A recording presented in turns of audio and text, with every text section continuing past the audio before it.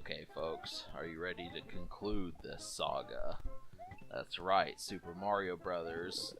2-player Part 3 is going to be concluded, only this time Luigi's not going to be along for the ride, so it's kind of perplexing.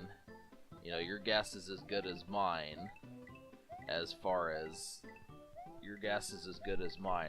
what happened to Luigi on this initial adventure, whether he got sidetracked. I mean, that's kind of the thing, you know, sometimes a storyline does not just encompass one person. So that's just the whole damn thing is, you know, Luigi probably could have said, hey, you know, my conquest is to help Mario about 60% of the way through and then get brunch or something.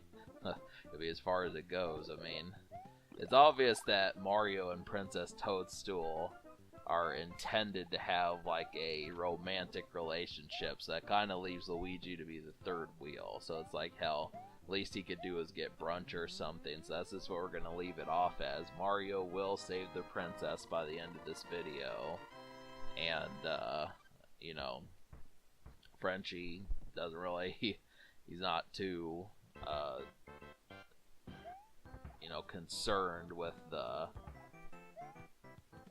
results. So yeah, you know, we'll just once again we'll say the brunch aspect was something that came in mind. So, but if you notice, like, this stage is kind of similar. So yeah, the tricks and traps are afoot.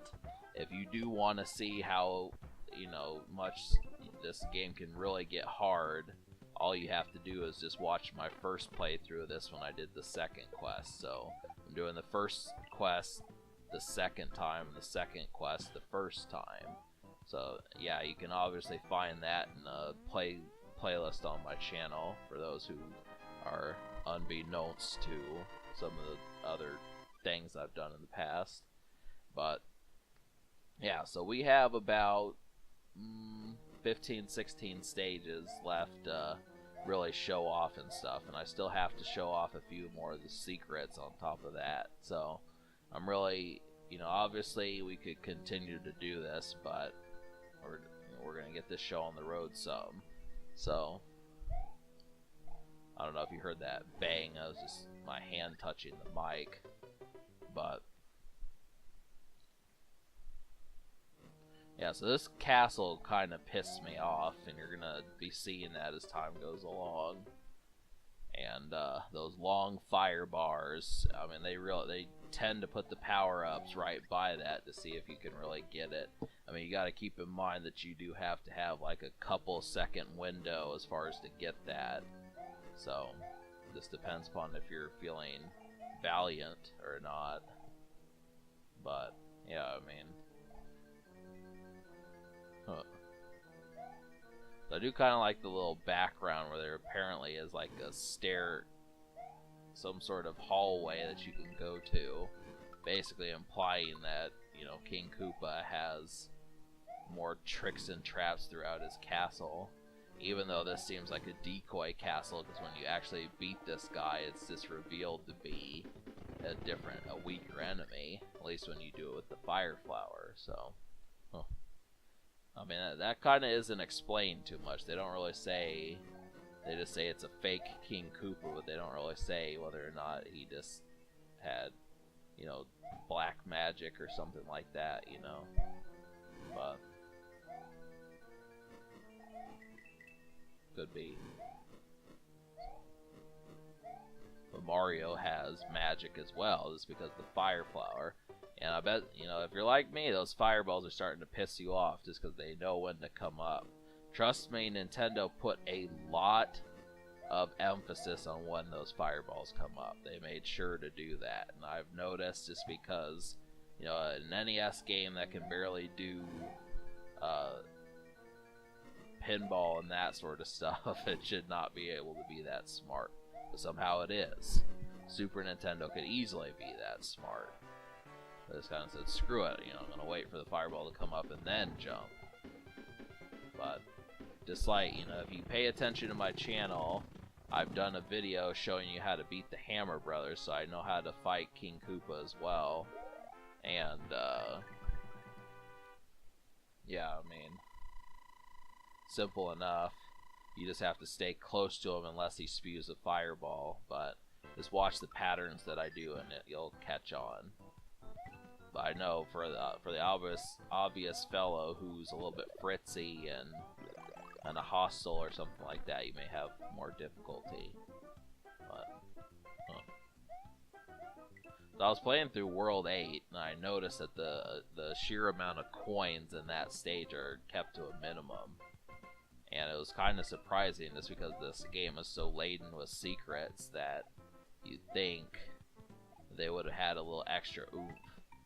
I mean, really, you can get the 1-up in stage 8 too, but for the most part, the secrets are kept to a minimum in that world.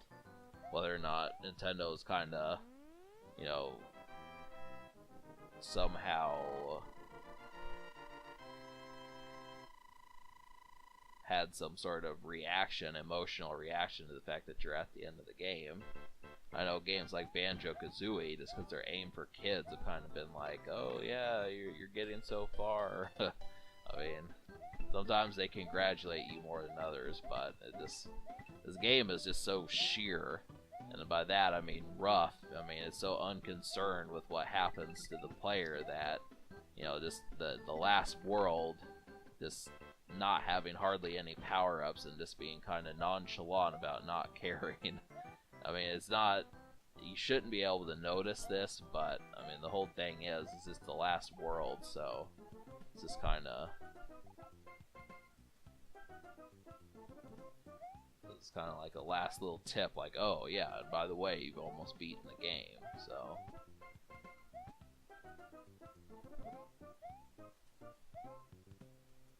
But, I'm trying to think of anything else I could point out to affirm my point, but yeah, the lack of power-ups, the lack of coins, the more abundant enemies, the lack of Goombas, you know, just really an abundance of different things that you could somehow denote in the big picture of that. Okay, so we are now in Session 2 of Part 3 of second playthrough of Super Mario Brothers. So, numbers, but, yep, if you pay attention, we're already at World 6, so you might be wondering, okay, well, what specifically is going to take another, basically, 28 minutes? Well, stay tuned. Kick back. Hop in your recliner. Order a pizza. You know, go get some KFC. Trust me. I mean, it's gonna have the relative thing, and we've got a show to, I mean, the show must go on. We've got a show here for you. So,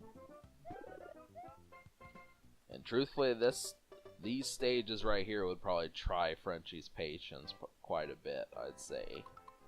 This would happen to be the thing. I can openly admit it, but whole damn thing is like I was saying, Mario's gonna get the results, or well,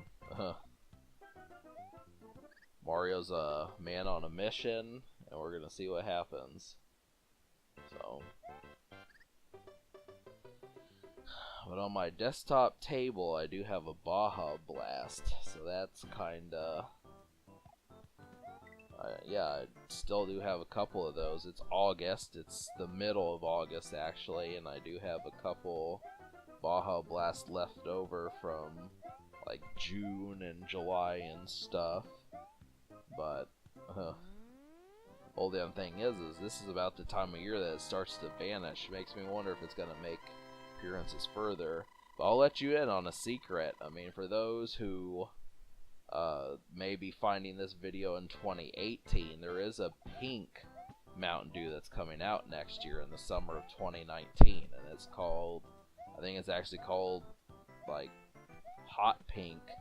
I don't remember. I saw it. You can, I mean, obviously, knowing your thing about Mountain Dew will tell you what you need to know, but it's basically going to be a pineapple mixture with, like, something else, and I'm interested in it. I want to know. I am very much hoping that Mountain Dew does not put the sweeteners in that bitch like they've been doing with most of their recent Game Fuels. I mean, I have tried Game Fuel every year since 2016. So this will be my 3rd year, but kinda. And here's the thing, I mean, I snagged a couple citrus cherries this year. They brought that back, but I don't know. I mean, I kind of have a taste for it, but it still feels like the sweeteners are there. I don't know. There's just something about the Mountain Dew that you get at Arby's, which they pulled from Arby's, by the way. That's kind of the thing. Citrus cherry isn't at Arby's anymore, but it makes me wonder because I didn't quite get to taste that one. I don't know. I mean, sometimes companies kind of lose gusto as far as their oomph for wanting to do the same thing year after year. I mean, like, it just makes me wonder if Coke tasted the same as it did in the 1800s. I mean, you kind of have to, or 1921 or something. It's kind of off and on, but I mean, really, nonetheless, I will probably go out next summer and get that shit. I definitely want to know what that's going to be like, but I just hope that the sweeteners are not involved. There's just something about it. I mean, it really, it's hard to guess the ingredients, but it really comes off as more sweet than it probably needs to. If it tastes like Mountain Dew Voltage, which has just the right spark to it, just like Mountain Dew Livewire, probably be pretty top notch. So, I've also got some white cheddar Cheez-Its on my table and a shit ton of VHS movies, a Mountain Dew hat, some Mad magazines, Cracker Jacks, all sorts of stuff, Super Mario World. It's good fun, you know. Obviously, I kind of am in thought as to whether or not I'll continue my Super Mario adventures with Super Mario World. I mean, it makes sense, but that is a heftier game. I mean, really, that's the main reason why I'm not doing Super Mario Bros. 3, is because the game is so large. I mean, obviously, and I've attempted it. I mean, that's the thing. It's pissed me off multiple times before. But, I mean,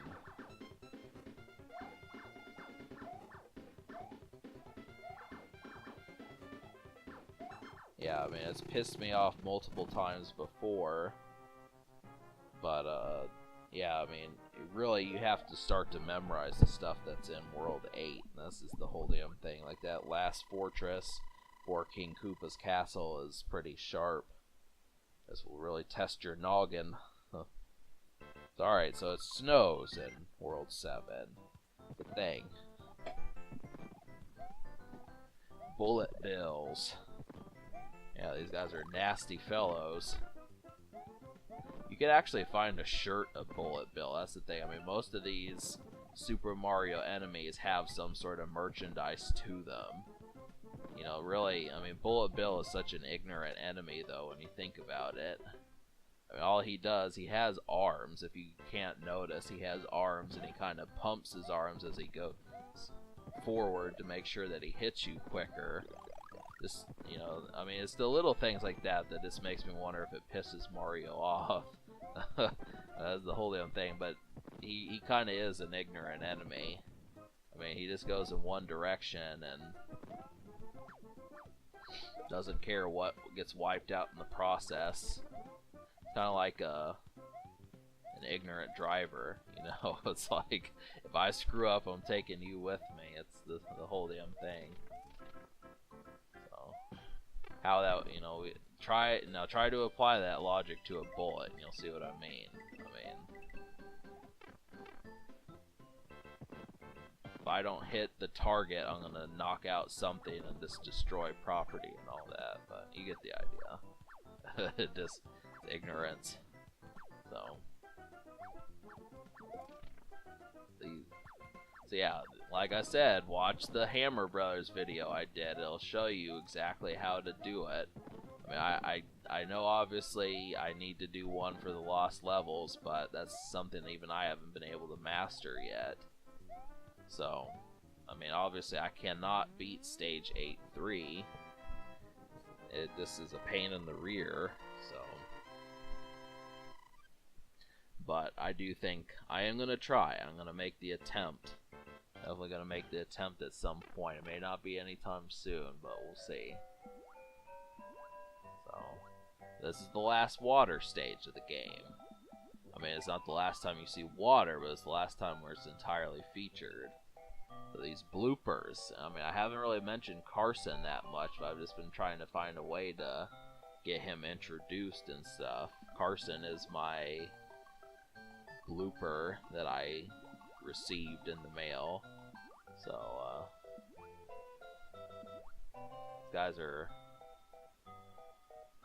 these guys are pretty big trolls. I mean, just to let you know. I mean, obviously, if you were to swim off in another direction, they'd follow you. You have to really know their patterns.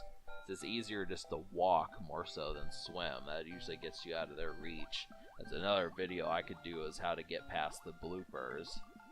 But, you know, it just depends. Some people can do it, others can't.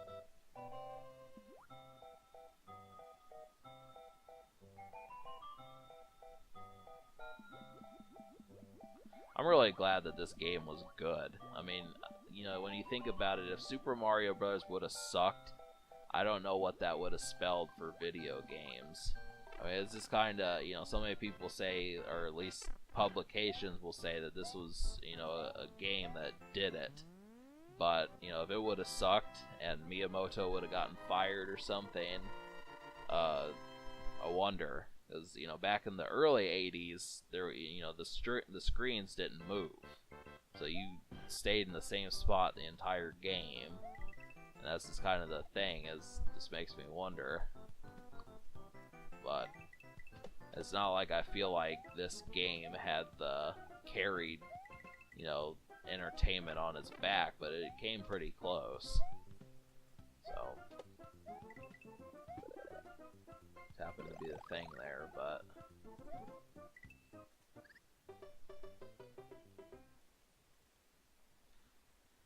I mean, that's just what I've noticed. When you pay attention to music, I mean, really, they give you so many chances. Like, for example, you know, that group that did, you know, I'm Blue, da-ba-dee, da-ba-die, da-ba-dee, you know, that song. I mean, those guys actually had a second single, and that's the whole thing. I mean, in America, I mean, the song called Move Your Body actually charted in Europe, but it just didn't chart in America, and we one-shotted those guys and said, oh, these are the biggest one-hit wonders, biggest flops and all that. But I've listened to Move Your Body. It's not too horrible a song. That's the thing. It's I would say it's decent. If I'm Blue happens to be top 10, that song would probably be top 18 or something, somewhere in. And that's really not too horrible. I mean, I think we were just kind of confused by the... I'm pausing because something pissed me off or something. I was just trying to... I had like something on my television, I don't remember, but... Yeah, I mean, America just did not give those guys a shot. There's so many different folks. Anytime you see a one-hit wonder... I mean, the whole damn thing is so many people are like, oh, why does this person suck so much? Why is he a one-hit wonder? And it's because most of these fuckers don't give these guys a chance. That's the whole damn thing. I mean, I think most of these folks did do a second single, or a third single, whichever one after the hit was. But when we don't have that instant gratification of it being good, it doesn't matter if the song is good. If the first song was outstanding, we don't care. At least that's how it is in America. And it's like, hell, you know, I've discovered so many songs where I just have to beg to differ when people say, oh, the only song worth hearing is just the number one song. Pretty much not. It's the same thing as to why I just am not a hipster, is because most of these people, their patience is so thin, you know, if they so much as sneeze, you know, that's considered career breaking. You know, it's like, I don't think so. So, it's kind of the thing. I mean, I think if it hadn't been for Super Mario Bros. 3, Mario probably wouldn't have been the height that he was. I mean, Donkey Kong was good, but it didn't revolutionize things, so I don't know, that's kind of, just always do your research. That's the thing. Anytime you see someone and you like at least one or two things that they've done, you need to, I mean, this is simple advice to check out what these folks have done to make sure that there's nothing else. I mean, if you've done the research and you hate them, at least that gives you a reason to. But if you haven't done the research, it's kind of makes you look ignorant. But, you know, obviously, I don't want to sound like I'm trying to, you know, get on a preach, but it's just, I mean, it affects people. I mean, that's the reason why we don't have Eiffel 65 around anymore, but, you know, there's so many other folks. I'm just trying to think of, you know, people like Seal and,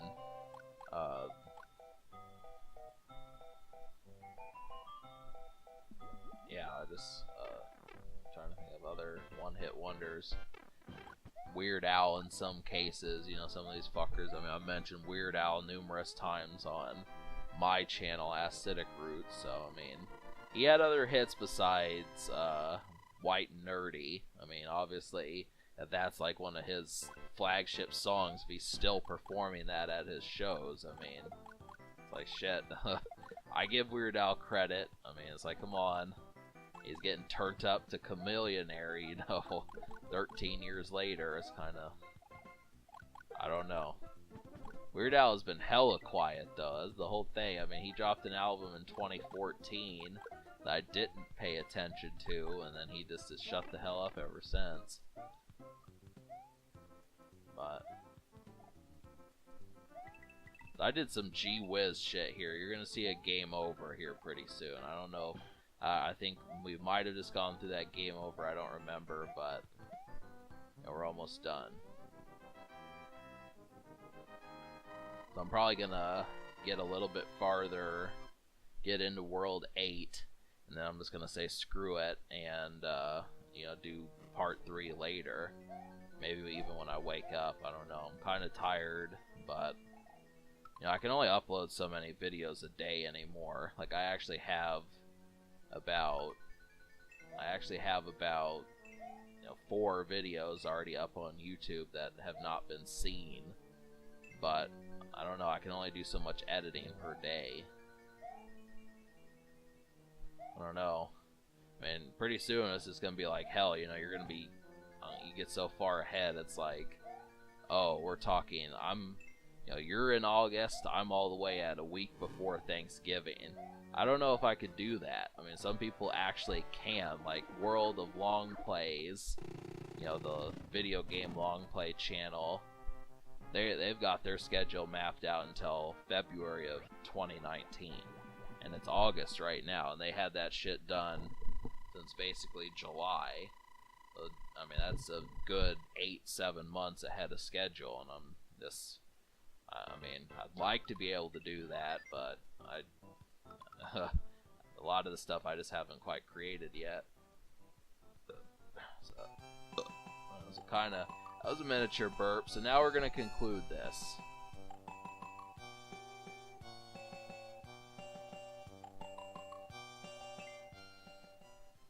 Yeah, we're gonna conclude this now. I don't know how much further I'm gonna go, but yeah, you'll see what I meant when I said that this is just like that one coin. What was the point in that? Why would you just need one coin there? I guess there were Goombas in World 8, though.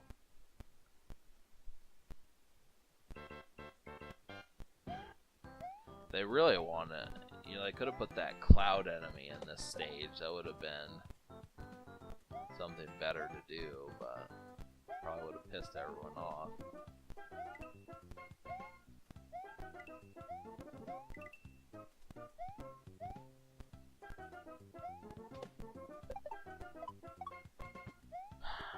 Yeah, I'm getting tired, so I'll conclude this, but, you know, like I said, there's still going to be an initial run here, so Alright folks, we're back, and this is going to be the conclusive statement to Super Mario Brothers, the second playthrough. So, yeah, I had some sleep, got this taken care of, and I just died. So, we're gonna get that in motion, and I think, yeah, I just decided I'm not going to be able to beat World 8 with only 2 lives. It's pretty much, this is a tactic I think a lot of you could use if you're playing Super Mario All-Stars. I mean, really, there's just not a lot of joy unless you're a daredevil and trying to complete World 8 with only 1 or 2 lives. You basically get 2 chances. The power-ups are next to none. I mean, that's the thing. If you get a power-up in World 8, it's basically a streak of luck almost. I remember, you know, it being to where they said, you know, the most power-ups are going to be in the beginning worlds, but there's probably only like 4 out of this total world. Obviously, they put 2 power-ups in World 8 or Stage 8-3 just because, you know, the hammer enemies in that stage get so tough. I mean, it takes some real some skill to get past that, but I do manage to do it. So what you're going to be looking at here pretty soon is just watching me actually defeat the hammer enemies and King Koopa as Small Mario. It is possible. I mean, I've beaten this game so many times, I'm just used to it, but I mean, the whole damn thing would be, of course, is that forget what I'm trying to say.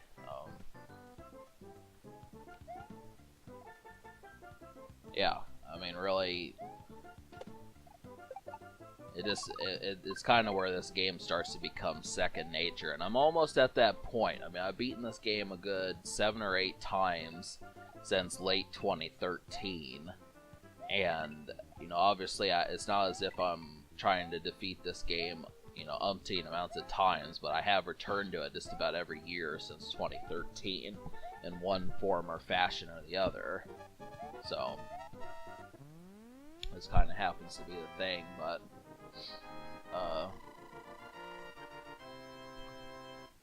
I mean, I basically knew better than to try and put the lost levels in the mix. When I beat that game last year, it was just kind of a fluke.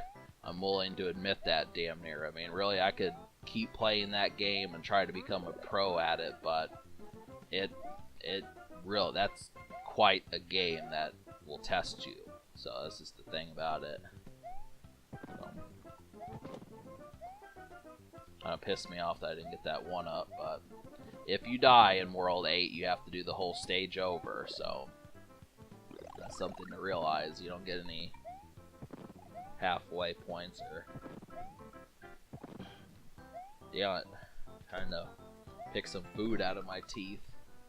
Got some fast food, Mickey D's, and had some burger in my teeth, so I kind of need to get that out.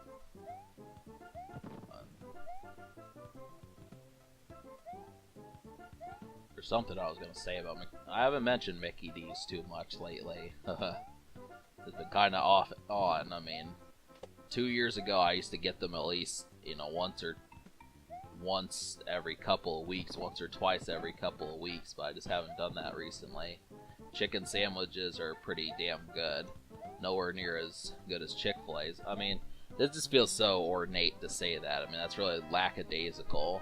It's not obviously talking about that, but I had something else I wanted to say about it. I mean, normally when I go to McDonald's, I try to make sure that the drive-thru run is at least interesting. This is kind of the thing. I remember one time being in the drive-thru and listening to Dragula. That was pretty... I mean, and it was sunny out. I mean, that's the thing. It was, you know, it wasn't too terrible, so...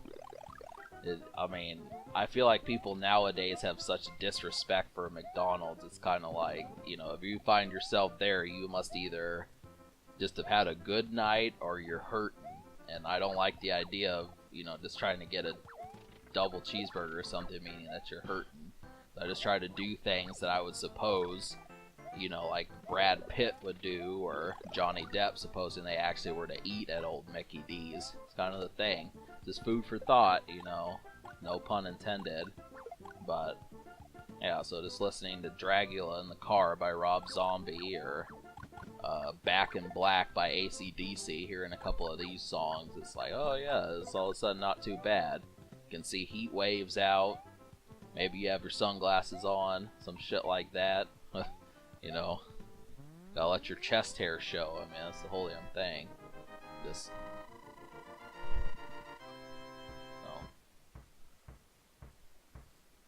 But yeah, I got fireworks on that stage. I mean, I feel like the game is pensive to giving me fireworks most of the time. It's probably about 1 in every 8 or 9 times that I get fireworks, but you can refer back to our playthroughs and see the proof of that. But I need a burp. It's kind of an awkward burp. So yeah, we've got 4 minutes left. What will happen? You know, what's gonna happen here? What's going on and shit? So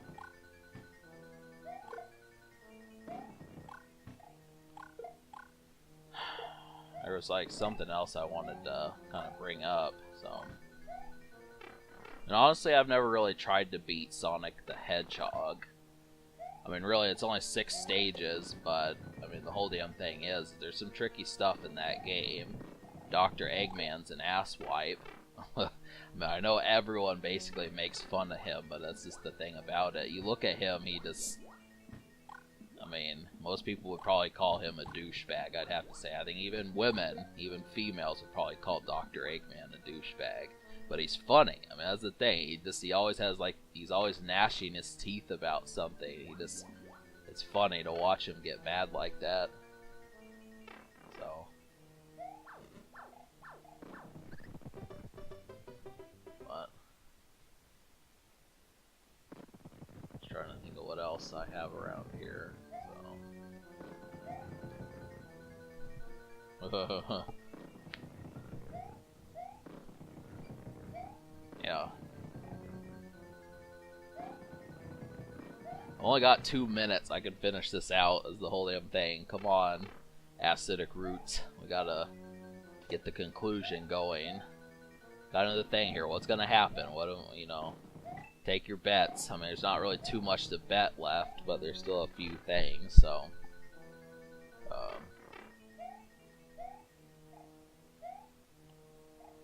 Frenchie bought a couple lottery tickets. I mean, he came out a couple bucks ahead. He's, you know, he buys himself the occasional thing, you know, getting a Twix, you know, something like that, getting Twix and, you know, like a Dr. Pepper, those sorts of things. It's really not too terrible just to be... I mean, it's always funny when people say they have money in their pocket. It's like, well, what kind of money are you talking? We talking 2 digits, 3 digits, 4 digits, the whole damn thing. In the celebrity's case, 5 digits, you know. You get the idea. But we're just a bunch of lazy individuals. Alright, Princess Toadstool, you have been rescued. We appreciate your gratitude. So, good to see. But so I am going to show you a little bit of the second quest, even though I've already done it. This is the thing to know. Now try a more difficult quest. Rescue me in less than 20 minutes instead of less than 60. Something, I don't know. The video games do that though. So, but hey, if you notice, I started this as the only time you can start World 1-1 large, as if you beat the game and then play it again. Most of the time he's going to be small. So it's kind of like, what the shit.